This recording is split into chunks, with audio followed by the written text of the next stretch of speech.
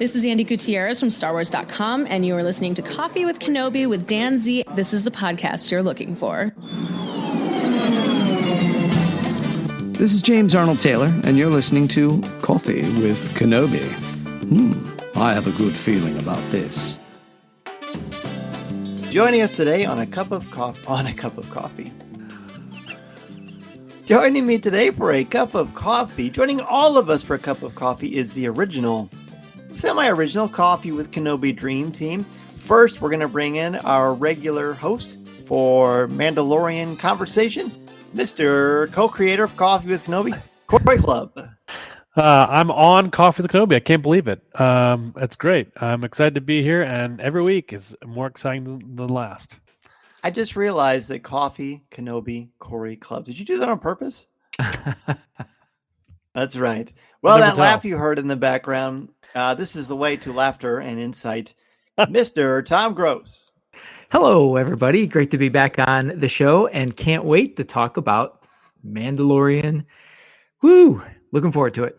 Let's do it. So this is the three of us, of course, host CWK Pour Over each and every week. If you are a member of the CWK Alliance, then you get a bonus show every week, video and audio. And if you're interested in learning more about it, go to coffeewithkenobi.com/CWK Alliance. Now, at the end of this conversation, if you think it was terrible, then just forget I said any of that. But I am optimistic.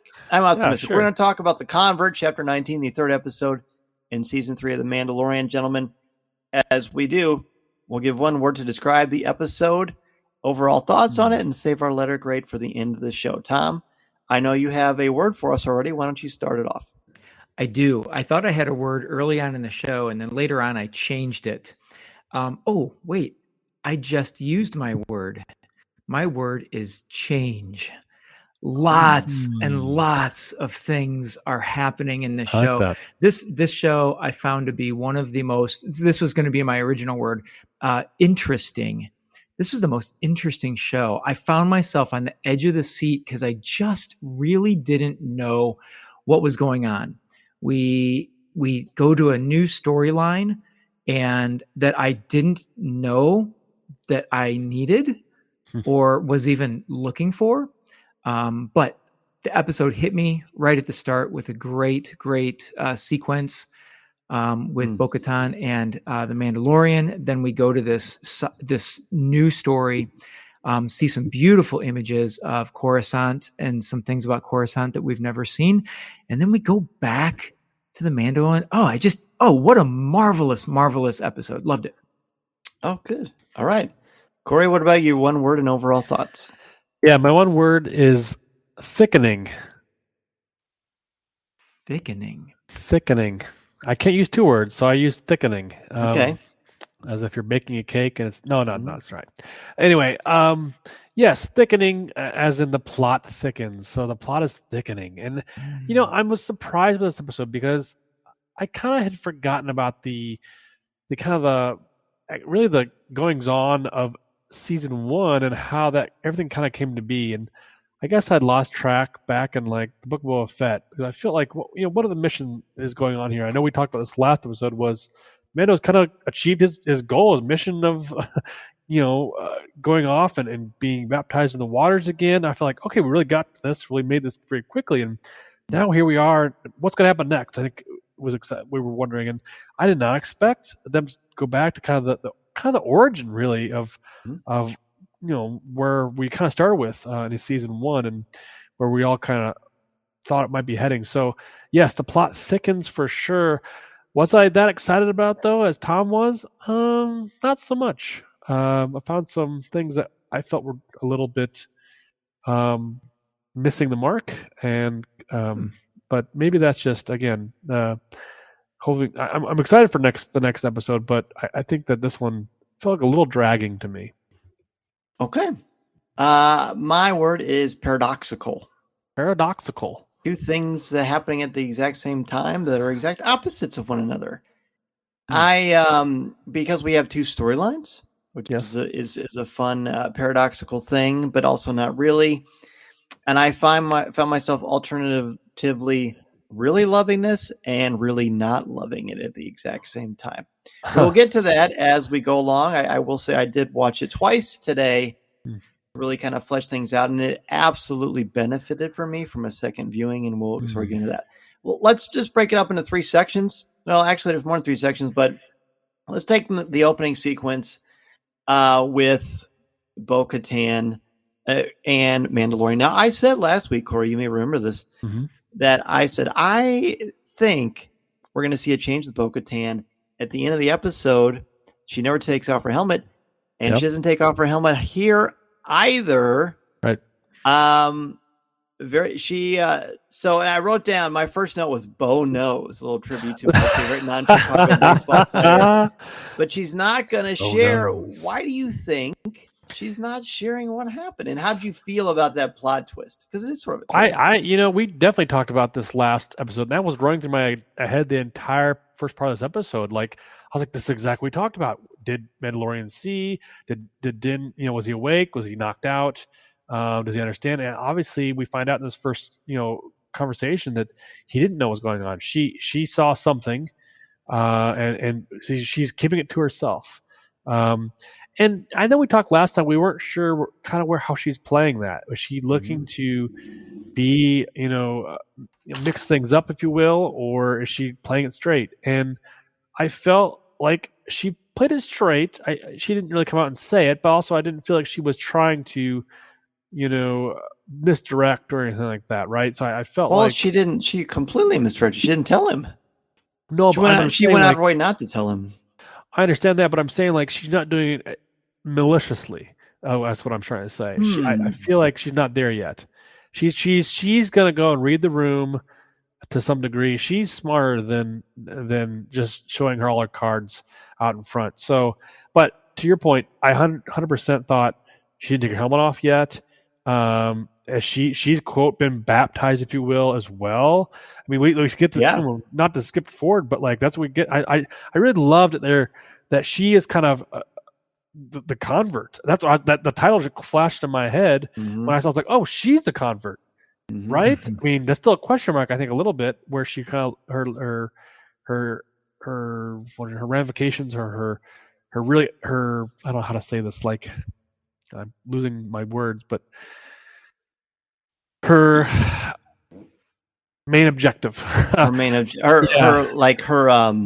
mission, her objective, her. Well, I don't know if it's a mission anymore because she went into. She's a woman without a mission, I think. Well, she lost. I mean, we'll get to that. But Go ahead, Tom. I want to make sure you have a chance. Yeah, Tom. What do you think about why she didn't reveal what happened? I believe that she doesn't. I think she's so hesitant. So juxtapose the end of the last episode with the beginning of this episode. She walks into this location, to the waters. She reads off of that plaque talking about how it's supposedly the lair of the mythosaur and all, and she kind of chuckles. She kind of like a teenager in a museum. Right. Yeah. And so now that she has experienced these things, she's been in the water. She saw what she saw. And I feel like the reason she's so hesitant, this is challenging her ideology.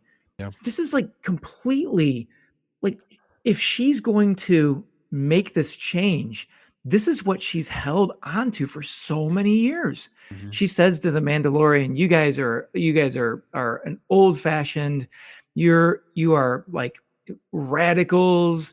You're the reason why Mandalore went to where it went. But now she's starting to see this. And while she doesn't want to give in yet, her actions are speaking louder than her words. You mentioned not removing the helmet, questioning, did you see anything? Did you see anything alive? And so she's just double checking herself, but she's not going to play her cards because that would be, I mean, think about it. You hold on to an ideology for so long. You've been sold into it for so long, and you've preached it and you prophesized it, and now you're not sure. I think that's why she holds out. I'm not sure. Even hearing both of your awesome insights, I'm still not sure what to think. I will say that out loud, I'm like, oh, geez, are we really doing this? I was frustrated. I was frustrated that she didn't tell me. You were right. Guess what I saw? I mean, this is Bo-Katan. She's a survivor. She's an adapter. Stubborn. And she's also very stubborn and prideful. But you can't go through an experience like that and not have it rock your world, because everything you think is fake or a myth or a nice story for kids, and then you see it. I mean, I don't want to say what the equivalent would be, because I don't want to ruin a thing for people who listen who have children. But I guess that would be what it would be like, right? Believing in, I'm not going to certain time of the year. Yeah, exactly. Sure. Exactly. Gotcha. So that is fascinating to me. And part of me thought, is she keeping this for herself? Is she being selfish? Is she being malicious? I don't think she's being malicious, because I think she's saved him repeatedly and he has saved her. But I just don't think that she knows what she knows. I think she believes it, because she says to him, you see anything down there? Did you see anything alive? And he doesn't even bat an eye. If anything, he seems sort of annoyed. And then when they get it back in the ship and they're flying away, she says, I'm guessing you're not taking off that helmet anymore. And he says, this is the way. And she says back to him, this is the way. Yes. But when she said it a couple times before in season 2, it's very mocking. Yes. Or it's very snippy. And in this example, that is not the case at all. So do I think she's a full-on convert right away? I don't know. I think it's more possible than it's ever been. But then we have to ask ourselves, is that the way? Is that exactly what should happen? Like, is this should either of them even be following the way? I don't know. I'm really interested to see kind of where it goes. What do you think? Yeah, I'm glad you brought that up about her response when he says this is the way. And she adamantly kind of said back, this is the way, like agreeing with you. Yes, I agree with you. And that was like the first sign of kind of respect back to him rather than mocking. Like you said, she's kind of, I would say that she has a change of heart, but she's not really sure where to go with that, right? So she's definitely got to change her heart. I agree. But I think still, you got to wonder sometimes too, like, did I see something down there, or was that my mind playing tricks on me? I just read that little, panel that was kind of like in my head a little bit. It's like when somebody says, like, you walk into a dark room and you, I don't know, see a ghost or something like that. Like, no, I don't. But then you kind of think in your head, you walk in the room and you're like, oh, maybe I did see something. It's kind of a mind game thing. Not to say she didn't see it, but I'm just saying, like, she's got to keep thinking to herself, like, okay, I gotta get through this. This is a big shift in my priority. And I also don't want to back down and become just another person who just follows, right? I want to be a leader. I want to be able to, do the way things I want to do them, bring glory back to Mandalore, right? So it's like, I feel like she definitely has the urge to do those kind of things. But I think she's kind of reading the room a little bit, seeing what's going to happen next, and slowly taking that step forward before she does anything irrational. I mean, I would say at minimum, her response is just solely out of respect. If anything has changed for sure, that is it. She respects his choices. He respects what he's doing. And so that would be the minimum, but I do believe that it goes further than that. I do too, because I like Katie Sackhoff said on the show, she said, she sees Bo-Katan or Mando as probably a nuisance or an irritant, but I think that's gone, especially because he welcomes her into his family, which we'll get to. So let's take a bit of a side ramp, and then we go into a significant middle meaty section of this story, all about Dr. Pershing. Okay. So what essentially happens with Dr. Pershing? Pershing is, of course, the doctor from season 1 of The Mandalorian. He's briefly in season 2. And this is the person who's been doing the experiments on Grogu in the hopes of creating some sort of a super imperial soldier in a way. He appears to have good intentions because he does try to keep the child alive. Mandalorian spares him in season 1, episode chapter 3, The Sin. But this is what happens. So we go to Coruscant. Dr. Pershing is in Coruscant. There's this great confession. I guess we'll just kind of start there. Talk about the confession, and then just being back on Coruscant. And it's just sort of him sort of explaining what he did and why he did it. I mean, it's hard. I don't know. Do we want to break it down beat by beat, or just want to kind of talk about just his character? They kind of introduce us to him, right? So I feel like we get more backstory on him. Why he does have a soft heart. I think he's not malicious. He really does think he's doing good on either side. Like you said, he was careful with Grogu. He didn't want to harm him, and his reasoning was just for science, like for research. And he's looking to that was the whole his mother, his mother's struggles and things. And I felt like it was interesting that he was standing in that like kind of Coliseum style, or he was presenting something. But I thought, like, is he presenting to other people, or are people looking kind of down on him, like, hey, what are you going to do for us type thing? And he's kind of like putting his best foot forward, like, oh, I'm a good person. Here's my reasoning for that. And we kind of get further into that episode where I felt like Dr. Pershing, like he's a good guy. I really truly think he is. Not that he's trying to save his wife. He says that her heart gave out, and that's what first moved him. What'd I say? I thought it was his mother. His mother. His mother. It doesn't say his mother. I thought it was his wife. Mm-hmm. No, it's his mother. Oh, okay. I guess that's pretty different. But yeah, either way, it's the same thing. Someone very close and special to him, and the Kaminoan technology is something that he wanted to learn from, and that's how he got into sort of the profession, which we find out frequently throughout the episode is very much outlawed. But you can zap someone's brain, but we'll get to that. Yeah, that's right. So, Corey, you mentioned the stage and the angle at which that speech is given. When I was watching that, the first thing that came to me was he's giving a TED Talk, and that made me think that the type of speech that he was giving was, I felt like I felt like it was an inspirational confession to an audience of Coruscant elite that wanted to see how has the Empire changed, or no, how have the people of the Empire changed, and how has the New Republic, made a change on the former Imperials.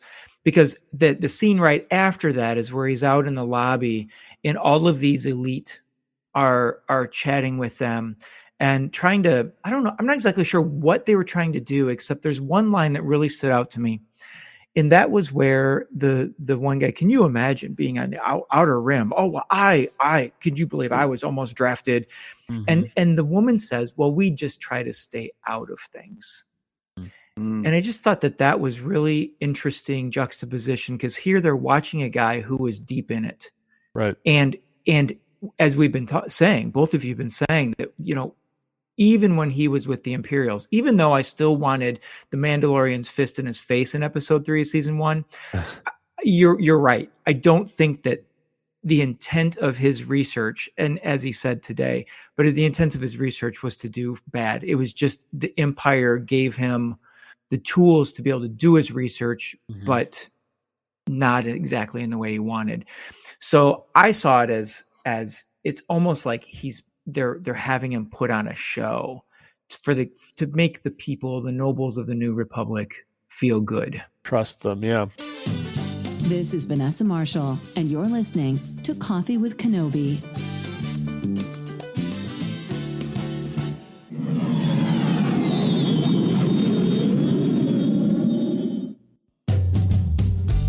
Yeah, well, it's almost like you worked for the Empire, you did bad business, and kind of like, what are you going to do? How are you going to basically, kind of like, I don't know, turn yourself around, right? It kind of seems like this is the whole thing is like kind of a rejuvenation process of these folks who have done bad things in the past. We kind of hear that from some other past Empire employees, and they're kind of mulling it over, and well, this is so bad, and this is better than the Empire. Well, of course it is, and they're just like, I feel like they're kind of trying to figure out, like, okay, I got fired from my job, I need to find another job, and it's kind of the case of not everybody in the Empire was out there to do poor things and bad things. There are people out there who are just trying to make a living, and this seems like this is one of those guys caught up in the war itself.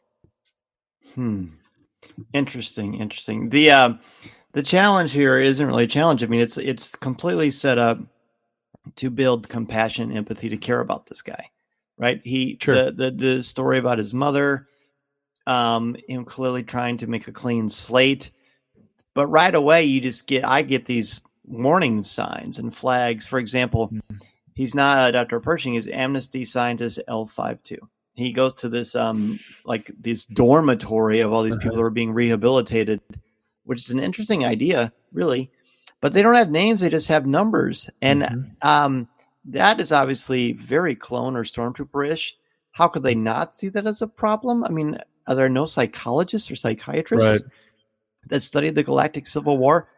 Plus, when he's greeted as he's leaving those chambers, it was nice to be back on Coruscant, and the music was cool, and some of it sounded like, classic stuff from Revenge of the Sith or Clone Wars.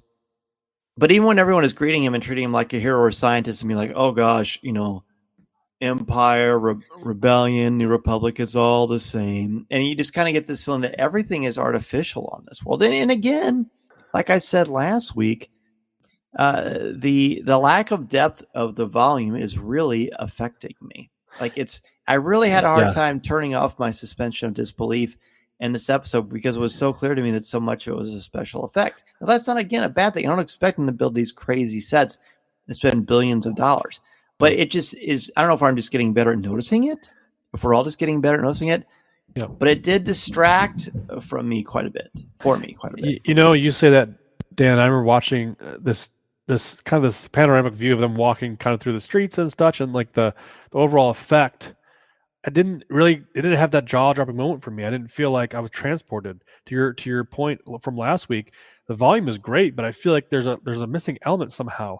I think what caught my eyes when he's kind of doing that taxi drive back to his apartment building or his apartment complex, whatever it was, I felt like it was really like mundane. I don't know. It's just like, I guess it just seems like they could have done better, I guess. I don't know. You could tell where kind of the stage started and the stage ended type thing. And so it did kind of take me out of it a little bit. I agree with you on that one. Yeah. Yeah. So that's kind of thing. So he meets these people. We find out information that Gideon maybe escaped. Maybe there's a mind flare. No one really is sure. But what's the one thing you miss about the Empire? And he's like, I don't miss anything about the Empire. The Empire's terrible. And they're like, no, not the bad stuff. We mean like what? And some people like, I miss hyperspace. And he says, I miss yellow travel biscuits. They have a good laugh. So he misses the food. He misses the little silly things. At this moment when he's talking to everybody, I mean, I felt like I just wasn't sure where to be. I tried to put myself in Dr. Pershing's shoes, and I started to think, okay, if I was in this position, how would I actually feel? Like, can you trust everybody? And then we meet the community the communications officer from I think it's just from the tragedy. She's in the tragedy. Yeah. And I forget her code name. Later at the end of the episode, we find out her name is Elia Kane. So Elia is there, and they kind of start reluctantly bonding. We see her in the Coruscant thing. Before we knew what was happening with her, what did you guys think of her? I thought so. We first meet her as she's walking into the arena while he's giving his speech. So that's first introduction. Second introduction is at the table where the former Imperials are sitting and talking. And to your point, just taking a half step back, Dan, to your point about their codes and stuff, I wrote down, how is that any different than TK? And it's almost like they're putting them in these concentration camps or these, you said, the rehabilitation camps or just slums. Not that the rooms were slums, but I felt like the New Republic kind of shoved them all into these amnesty housing, and it's kind of like pity of the, oh, you're so good for an amnesty person. That's something, blah, blah, blah, blah. So I just want to, I don't know this. I'm sorry, Dan, I'm getting away from your question, but I'll come back to it. I felt like this episode really put a bad taste of the New Republic in my mouth. Mm-hmm. I just was very kind of bitter about it. And I'm like, no wonder why Leia split apart. No wonder why they were caught unawares on Hosnian Prime when Starkiller Base blew it all up. I mean, well, we don't want to get involved. Anyway, that's my side note. Back to Elite. How did you say her name? I think it's Elia. Elia Kane. Okay. Mm-hmm. So back to her. I did not have a good sense of her from the start. And I think it was because when he walks into the MSC camp and they're all there, I did, Dan, feel like you did, a little cautious of, okay, these are former Imperials. What are they going to do? But they are super. It's like, it was very reminiscent of what my mind of what a rehabilitation meeting would be like. Oh, no. I don't want to talk about the Empire. Let's talk about the good things, And so they really put a focus on that. And it was Dr. Pershing that gave me the first red flag about Elia. When he looks at her, he says, well, I didn't realize someone from Moff Gideon's ship would be here. Mm-hmm. She does everything to diffuse. She has a nice smile. She gives him that. She strikes up conversation with him. But moving forward, I was very suspicious when she kept pushing. She brings up the cloning. She brings that up. Now, again, she was at the speech, but still the way she was introduced, I figured more from the direction standpoint than necessarily character standpoint. I felt like something's going to be up with her. Plus the preview gives you a little bit of a sense of what to expect as well. So even though my brain was telling me, my eyes were telling me she's being super friendly, she's making a connection with Pershing, my brain inside, from all the background knowledge I have, so I figure I just had a feeling something was up. Yeah. Plus, like the whole time, because I wasn't sure what to think. I spent the majority of this section thinking, how ironic. Now I know how people who watched the Book of Boba Fett felt that the Mandalorian was in most of the episodes. And I found myself kind of irritated with that. And then I kept thinking, be patient. You don't know what's going to happen. You don't know how this is going to evolve. And besides, at least in the Book of Boba Fett, there was still a Mandalorian there. Yeah. Right? Even though it wasn't Boba Fett, it was still the Mandalorian. But in this, it's completely different. This whole sequence, and we'll break it down more later. This entire sequence, it felt to me sort of like Andor meets the Mandalorian meets the Galactic Star Cruiser, actually, nice. Because all of the sets, all of the locations, especially his room, Mason and I kept saying, this looks like the Star Cruiser. This looks like the Star Cruiser. So kudos to them for that, because when you guys are with me, and a lot of our listeners are with us June 12th to the 14th at the Galactic Star Cruiser, you're going to feel like you're in this episode. And I really like that part. I'm not someone, I guess we'll just dump it all now. I'm not someone who subscribes to evaluating or judging or critiquing a story before I've read everything. This would be a lot like, this is an 8-chapter book. I just read chapter 3. So I'm not going to say it's a filler, it's bad, because I find that to be anti-intellectual, because we don't have all the information yet. But I will say that for me, I woke up like at 4:30 in the morning to watch The Mandalorian. And I didn't, and that's my fault. That was my choice. I will accept that. I will fall on my pulse rifle.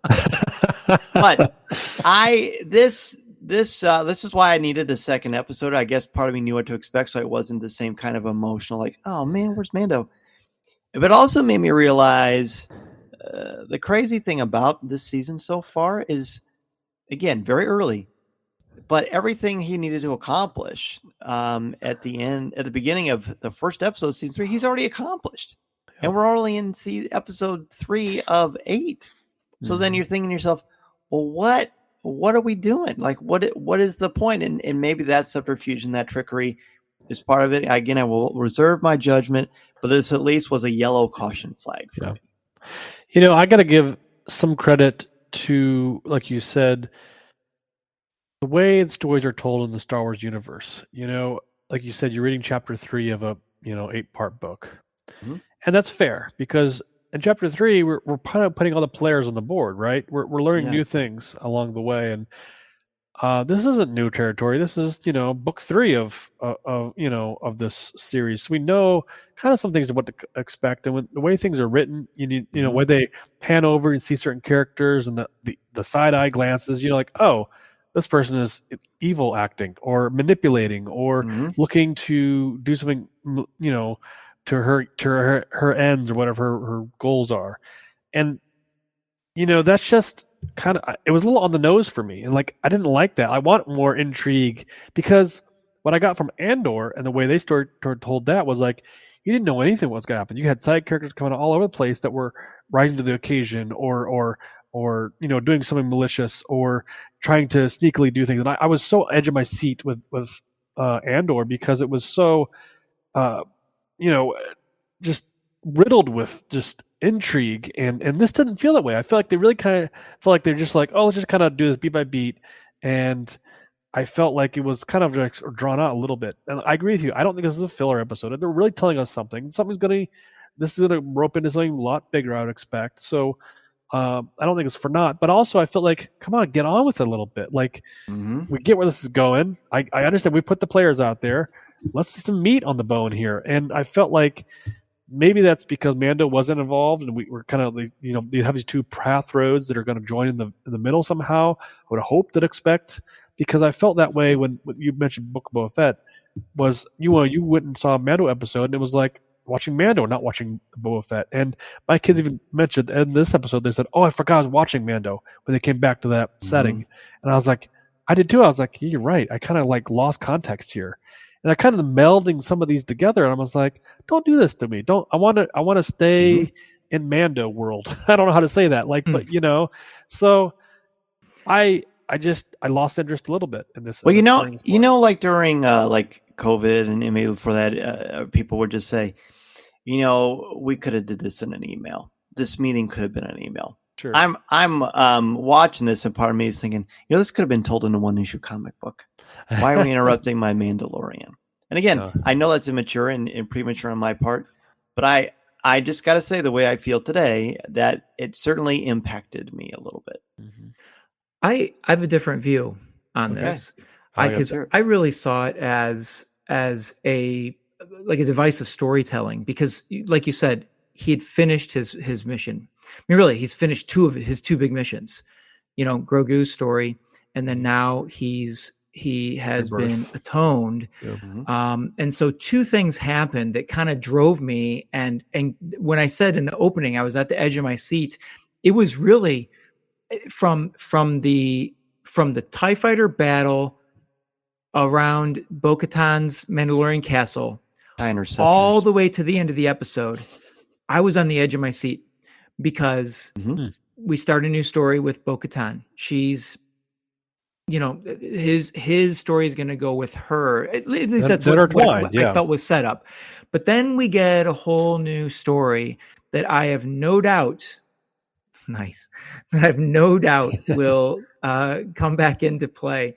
So I was super intrigued by this character of Dr. Pershing, because I felt like I don't know. I felt like it was a little unfinished story. But I didn't know that I wanted to get back to Dr. Pershing. So that's kind of why I was on the edge of the seat.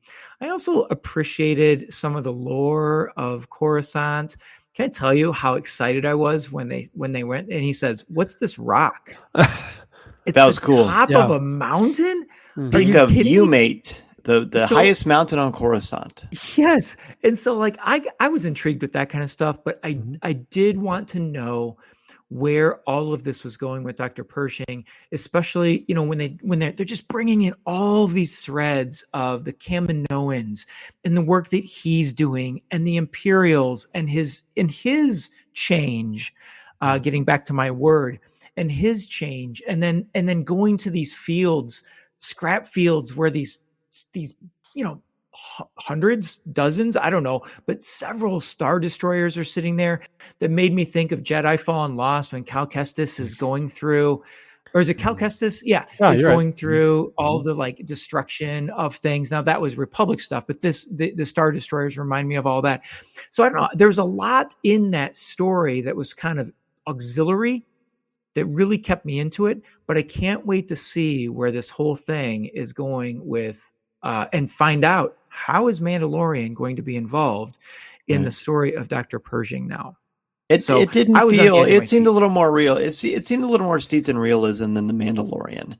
Again, it felt more like Andor. Not in itself a bad thing, right? But it's tonally, it's extraordinarily different, and like the artificialness of the New Republic and the fact that this brilliant scientist is being used like in a very menial. They even say, "Oh, I'm surprised you're down here. Why are they doing that?"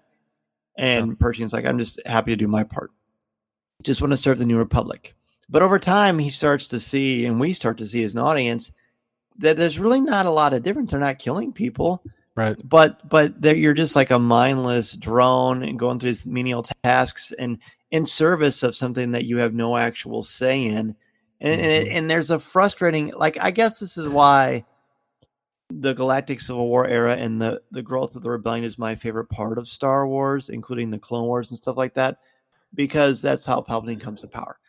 But all this stuff with the New Republic and the sequel trilogy, while I enjoy much of it, this era of Star Wars frustrates me because the Empire's grasp was so horrible and horrific and so blatantly evil, but yet everybody makes the same mistakes. Now, I guess that's pretty accurate to real history.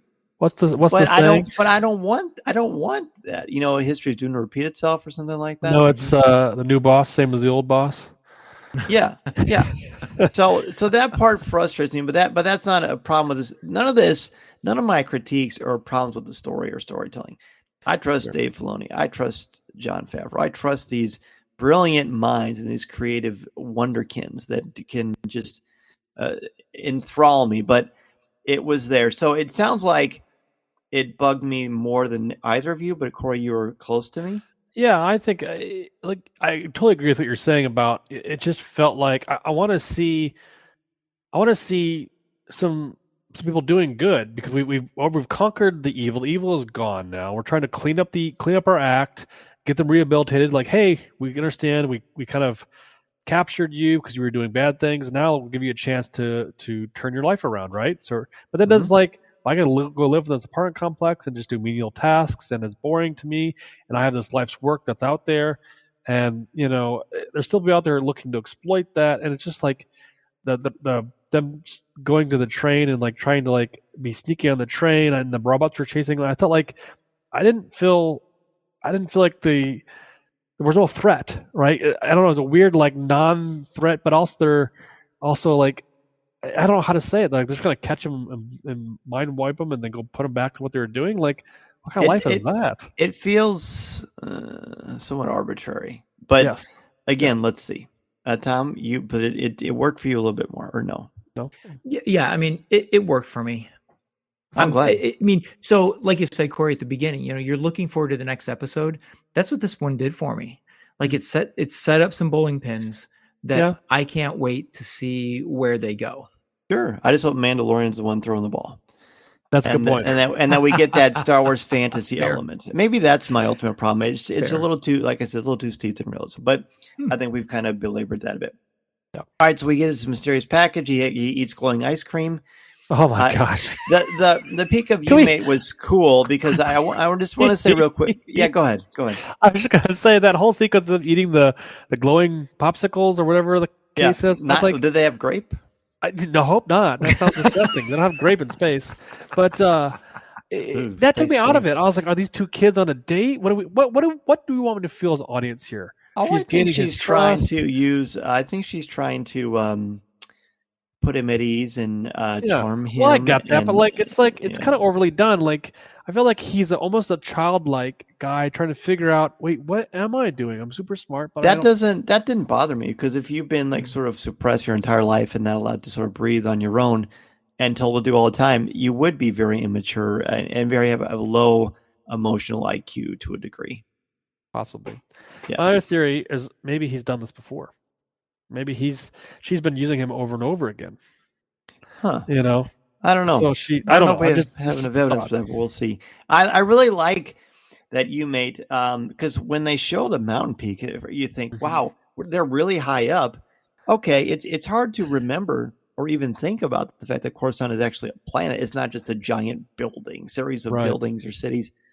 And I really like the symbolism here of beneath all this artificial and cold, sterile stuff, there's actually life, like Darth Vader was, like the galaxy was before all this tech and Imperial stuff took over, like Coruscant itself. There is a heart there, but they've done a lot to suppress it. And we see that with the New Republic. So I really like the metaphor of that. He wants to help the New Republic.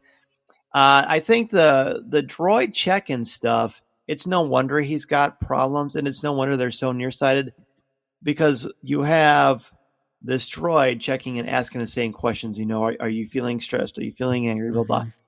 When they show the droid, I didn't notice it the first time. Watch it the second time. The droid has no legs. It just sits there at the table all the time. It's just from a torso to the top. So it's so artificial that they don't even pretend to give it a look of humanity. Or doesn't the New Republic have enough human beings? Well, that's what I thought too. Or sentient beings that can actually talk to you, human to human. Give me somebody I can talk to. Yeah. Yeah. If you need rehabilitation or to be helped, you don't talk to a cold, lifeless droid who has no soul or conscience and it's just a program. Like, how demeaning. So even though he's supposed to be liberated and changed, they're in many ways just as bad or worse than the Empire, because they're not the human element, the compassionate, empathetic part. That's gone. And every time you notice, he does it twice in the episode. Whenever something is bothering him emotionally, he touches his, I think it's his left ear. Is it his left ear or his right ear? Right ear. It's his right ear. Yeah. Yeah. I don't know. What do you? Anything you want to add to that? I was just going to say, it goes back to the bad taste of the New Republic, because everything to me that's very symbolic of the way they're treating them. It's all very artificial. Yep. They're giving them a new life. No, they're not. They're calling them by code names. They're giving them fake psychologists. They're trapping them.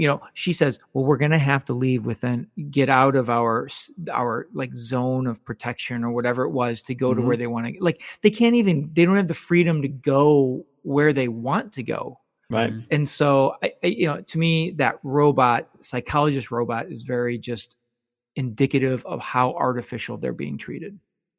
Mm-hmm. Agreed. Very much agree. So through this thing, he decides he shows up at her apartment and he decides, all right, I want to do this. I've got to make up for, I've got to take that risk. I think she says that. He looks in the mirror before leaving and he's got a different costume on. And the music that plays sounds very Imperial. It sounds like the opera scene in Revenge of the Sith, that ominous, like that music that's on in the background. It shows you something bad's happening. They have an exciting train escape. You see the Star Destroyer, and then he goes into the lab, and they finally introduce themselves. I'm Elia Kane, communications officer. I'm Dr. Penn Pershing, scientist. They take a few things. She asks him some kind of leading questions, and the spider sense starts to tingle as a viewer. You hear some noises in the background. I expected Moff Gideon to walk in. I did too. Surprise! And she's working with him. I really thought that was going to happen. But then he's betrayed. The New Republic shows up with their copters that look like they're right from Canto Bight. Yeah. Yeah, that's right. And then he's strapped to a mind flayer. Okay, can I stop? Can I pause there for a second? When they get stopped, Mm-hmm. And then the spotlight's on them, I was like, oh, they got caught. And I thought, okay, maybe they are together. They're gonna get caught and be put in jail, right? Well, then she turns on him, and I thought, now wait a minute, what is her rank and status in this rehabilitation? Do they trust her more? Because it wasn't really clear necessarily, because they live in the same complex. She doesn't seem like she's been there that much longer than he has. They came from the same almost like ship from Gideon. So they're not that far removed from each other, right? They're almost like, hey, we used to work together, right? Yeah, as a friend from work, It's like, it seems like, I guess I want to say there's maybe something else going on, but maybe beyond her. She's definitely a puppet. Puppet, yeah, exactly. So But I think like she pulled it his wasn't strings too. necessarily clear to me. So then, if that's the case, she doesn't get caught necessarily in that moment. Then somebody else is controlling this environment, right? Mm-hmm, mm-hmm. And I'm not trying to speculate, but I'm trying to make it right in my head. Like, I feel bad for Pershing because I feel like he was trying to be an up and up dude. And in the end, he gets the Mind Flayer, which I have a challenge on that beat. Super Mind Flayer, frustrating. hello. Can we get another name somewhere from Star Wars anywhere? Can we get something else that's a little more unique? Not just a Mind Flayer from, let's say Stranger Things or Dungeons and Dragons. Come on now. Let's use our creative they all do. muscles. It becomes like a noun, right? I mean, it's like not a comment. But Not they didn't call it a Mind Flayer. common. That was that was a street term, right? He says it's a 602 mitigator. You're going to get some pleasant tones, some light buzzing, a nice little sense of relief. Yeah. Again, what I'm thinking is, where is Leia? Where's Bail? Well, Bail's gone. He's gone. Bail's gone. But where is Leia? Where is it? People with sense? Leadership? Where's Mon Mothma? Where's the leadership? Like, this is what you're allowing to happen. Like, Coruscant needs to start over, man. Reboot, because it's just filled with corrupt yuppies people. And this is your idea for rehabilitation, to destroy someone's mind, especially a brilliant mind. Not even, there's no trial, there's no nothing. You're just you're obviously stressed. We can't handle you with our little robot droids, so we're just going to zap your brain. I found it so frustrating. Again, this is effective storytelling because you're supposed to feel frustrated. When he's strapped to that thing and he's helpless, I was angry. I was angry for him. I was frustrated that he let himself get duped, but I didn't blame him because most people probably fall into similar things. You're vulnerable. You have no one, someone from your past. You want to think the best of them, and you reach out to one another. But then I think the worst part for me is that she says, he's a friend. I just want to be with him. And then she cranks up the juice.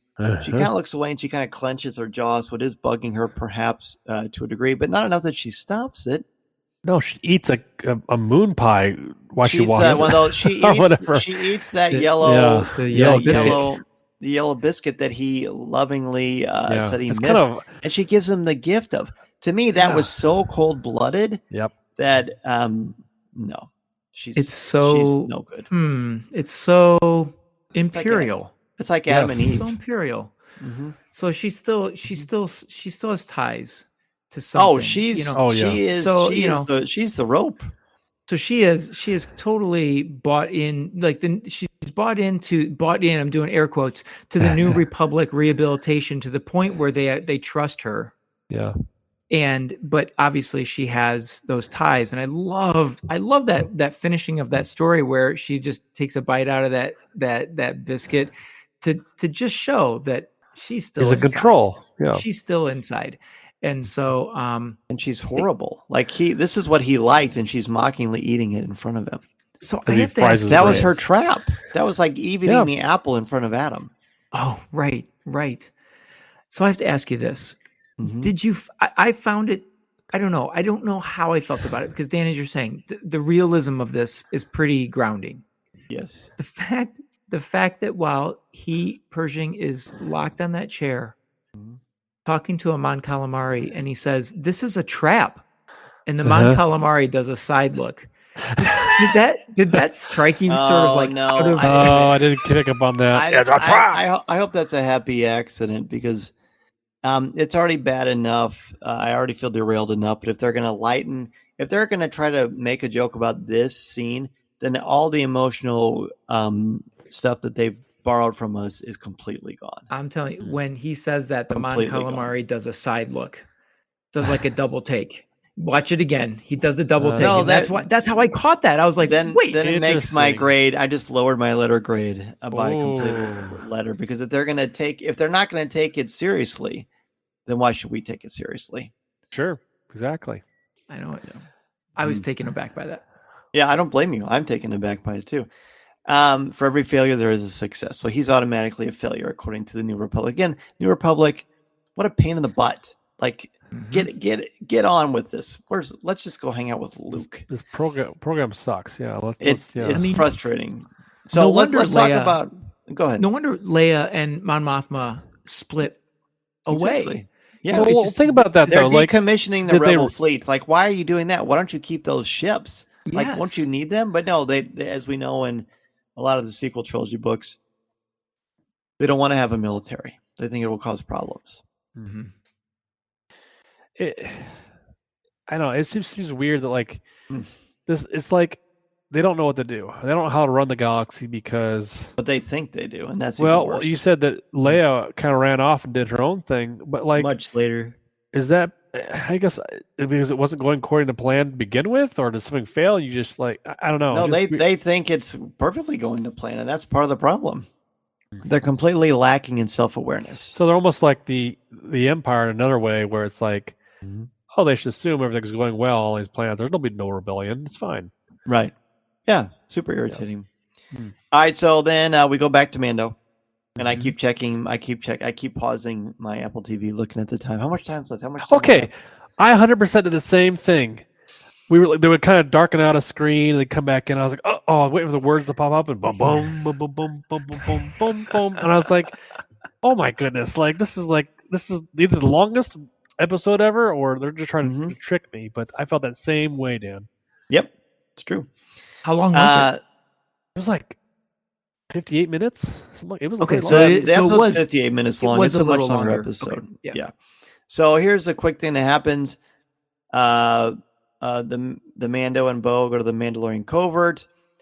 And then Paz Vizsla shows up and he's like, nah, the mines were collapsed, the planet is cursed, and Din says, no, that was lies meant to keep us in exile. We've been in living waters, we'll see. The armorer tests the water and asks if either of them moved, taking off their helmets. They say nope. And she says, you're both redeemed. It was a nice surprise for me that Bo-Katan was redeemed as well. Whatever her interest in that is, she seems legitimately touched by it. I think so She too. hasn't had her people for a long time, as far as we know. She's recognized And she in that feels moment. abandoned by her people. So now she's got a new family, and we know that that's very important in real life as well as in the Mandalorian culture to have your people. Yep. They're congratulated, and she looks at the Mythosaur skull as the camera fades while she's being congratulated. And I loved it. It just weirdly felt out of place based on everything with Dr. Pershing. Yeah. And again, so everything that's been accomplished from the beginning of the first episode of season 3. Well, okay, what do we do now? I like not knowing, but I don't know. There's something unsettling. I don't know. I don't know what it is. You know, and you mentioned Gideon showing up at that wanting to walk out of the shadows to be like, whoa, I'm back, and I part of me hopes that's not true. I want to see a bigger force at work here, and that I want to see it tie into Mandalorian, and they have to do something about it, right? They're threatened. Their way of life is threatened somehow. Do they have to band together or something, right? That's what I want as a fan. I want to be able to see them branch out and learn more about how their way of life is going to change and, reclaim their glory. And, and we're down this purging route. And I think, okay, this is still tying into. So I feel like it's almost like we're kind of trying to tie back in the Skywalkers somehow. It's like we're just trying to let's just move away a little further from the Skywalker thing and the whole main thread, if you will, through Star Wars. Like we can live on the Outer Rim, we can have fun on the Outer Rim and learn about these great little factions and great little side stories and great towns and minor characters and live there and have a good time. Because I felt like that's what the main story is about, The Mandalorian, and I feel like we're getting away from that kind of with this whole thing.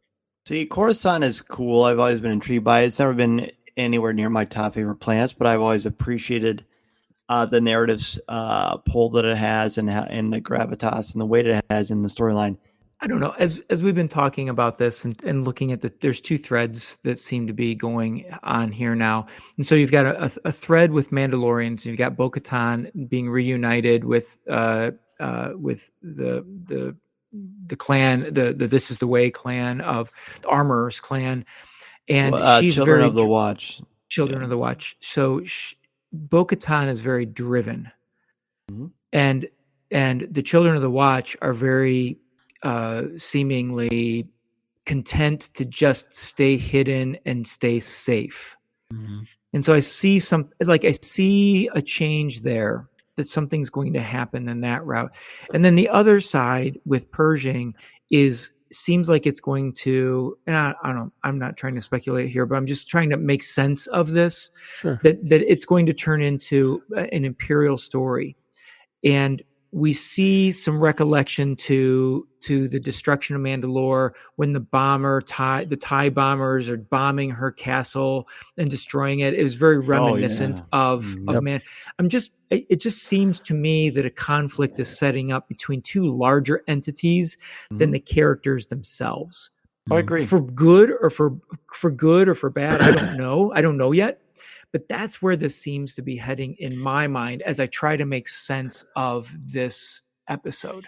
Yeah, I like it. Well, let's give our letter grades. Sure. We've talked for a while about this, and I've really enjoyed both of your insights as always. But it's time for our letter grades and any last minute thoughts that we have. Corey, let's start with you. Sure. I had this originally at a higher grade, but I lowered it during our discussion, and I like doing that because I like to either really kind of change your mind based on your guys, what you perceive from this episode, and I like to do that. It's like have kind of come up with my regular grade, and then as it changed throughout the conversation. So it did change; it went lower. I gave it a B, and I think that's fair from my perspective. And I'll say my last bit of thought would be: I know when they kicked off this season, I was really excited for this and what's going to happen next. I'm ready to get back into Mando and these characters. And I know there was an article that came out that John Favreau said and mentioned, like, I've got season 4 written, ready to go, and like in the back of my head, I feel like that. I keep thinking about that. Okay, there's a season 4 possibly coming, right? And more than likely it will be. I mean, it's a positive. It's a big entity in Star Wars universe, and I want to enjoy this season and not think about what is to come. I want to enjoy it for episode per episode. And like you said, Tom, like I want to be shocked and awed and like hopefully this is the building blocks, something great. But I also feel like I don't want a big setup season, if that makes sense. I want to be able to enjoy it and do, enjoy the Mandalorian and enjoy where it's going to go and hopefully just not feel like it's just waiting for a payoff. So there's my last thought. But you said B. That's still higher than I expected. B. That's good. Yep.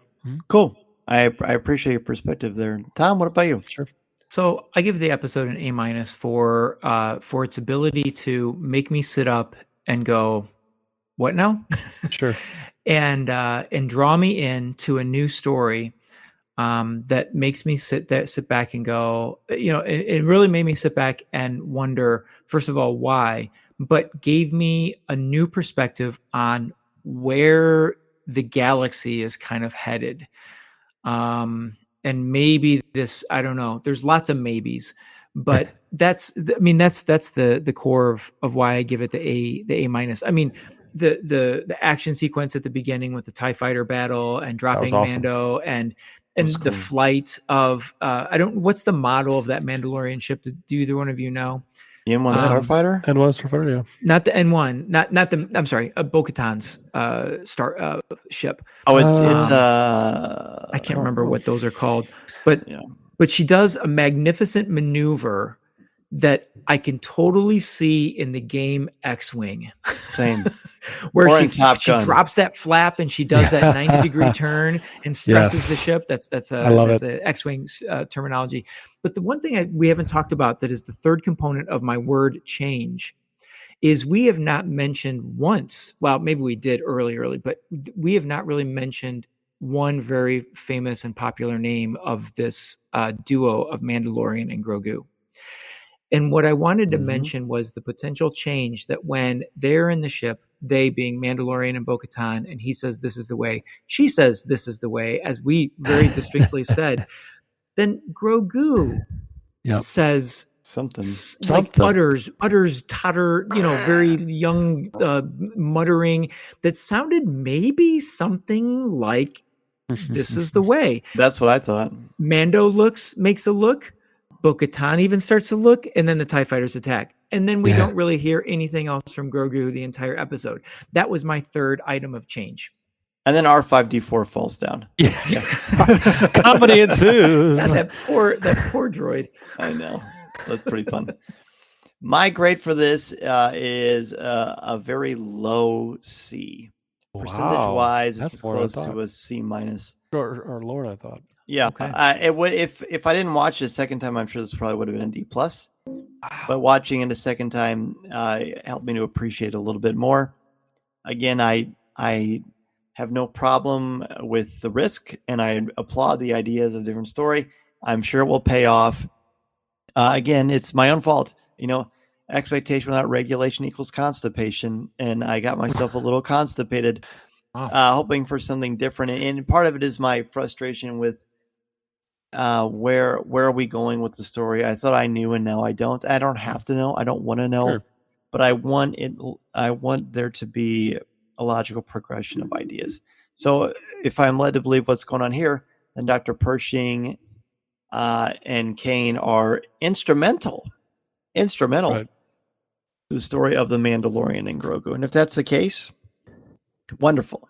So I will wait and see. Hopefully, after we finish with this season, I'll have a different opinion of it. But you're not gonna. Everything's not going to be an A. I mean, at least it's not Sure. going to be an A for me. And I do kind of agree with you, Corey, that part of me wishes I didn't know there was going to be a season 4, because there's an immediacy to this. Yeah. And without that, I sort of have a safety net now. And I rather that's one of the things I liked about Rebels. I didn't know the fate of any of these characters, so we still don't know. But now we've got more time. What's interesting is I was more excited for Andor each week, and you kind of know how that's going to end, right? You kind of know the ending on that, and you know that Empire's going to win, and the Death Star. But you didn't know how, and you know who's going to die. But still, there's really still the cool anticipation that they can somehow. I don't know how they're doing it, built in, make you feel like these characters mean something. But at the end, we see in Rogue One that their fight is over. So, but still, I feel for these characters, waiting for them just to have a triumph win, and that is great story writing and storytelling and character development. So, I know they can pull it off, and I think this again. I think they can do better than this. I'm not saying this isn't. This is they've got better in their hat. So. Sure. I'm hoping this is just a link in the chain that is going to be even be bigger. So, listening to Coffee with Kenobi, you are with Dan Z, the podcast you're looking for. This is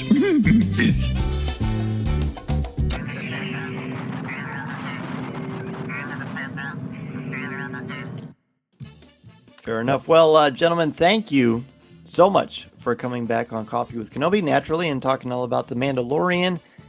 Of course, as I said at the top of the show, you can find the three of us together talking every week. If you are a member of the CWK Alliance, not only are you able to help support the show, which means so much to me, but we also give back to you with our exclusive podcasts. Tom, thank you again for being back on the show. Please let everybody know where they can find you and what's going on with your amazing podcast, Teachers in the Dungeon.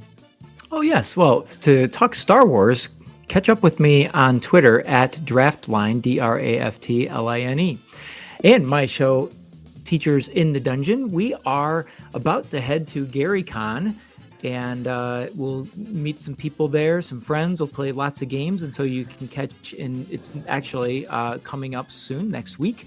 So you can catch our recaps of the fun days at GaryCon and all the shenanigans that we've got going on there. But yeah, for some Dungeons and Dragons fun, come check us out. And Corey, tell us what is going on in the world of Corey Club and where people can reach out to you. Absolutely. If you want to reach out to me and tell me your favorite Mandalorian snack, I feel like each episode has a snack. You notice that something's a little nibble, a little crunch. Let me know your favorite snack. I'm on Twitter at Corey Club, or if you've got a list of snacks, you are ranking them. Love to hear that too. You can email me CoreyC@coffeewithkenobi.com. Nice. Excellent. And this is probably another great time. You mentioned GaryCon. I do have an announcement to share to members that people keep asking me about. Not only will I be at Star Wars Celebration Europe, but I will be hosting a live podcast on the HoloNet News stage. That is Room 14. Wow. That is on April 7th. 1600 to 1700 hours is the time. That is 4 o'clock to 5 o'clock on the first day of the show. That is that Friday. So I'm very much looking forward to that, and I hope to see all of you there in the audience, and I will have 2 action figures of Corey and Tom up there, and I will have them joining me as well. Thanks again for joining us. Be sure to get your top 5 ready for this and the latest episode of The Bad Batch, and chat with me on Tuesday night at 7 o'clock p.m. Central Standard Time. On behalf of myself, Tom Gross, and Corey Clubb, thank you so much for joining us, everybody, and remember, this is the podcast you're looking for.